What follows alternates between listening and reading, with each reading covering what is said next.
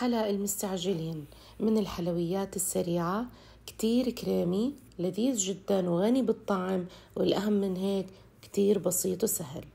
أول إشي رح نحط ظرف من كريم الشانتيه، ظرف من الكريم كراميل، كوب من كريمة الخفق الباردة كتير، رح نحط معلقتين كبار من الجبن الكريمي، ونص كوب من الحليب المكثف المحلى. رح أحط بصندوق الوصف بدائل عن بعض المكونات بهالوصفة. رح نخفقهم كتير منيح وما نبالغ بالخفق، تقريبا 5 دقايق، وخلالهم رح نخففهم بربع كوب من الحليب السائل. رح نبلش نصف هنا طبقات من الكريمة وطبقات من البسكوت بعد ما نحط البسكوت بالحليب. آخر إشي رح نحط طبقة كريمة ونساوي سطحها بهالشكل وعلى الثلاجة ساعة.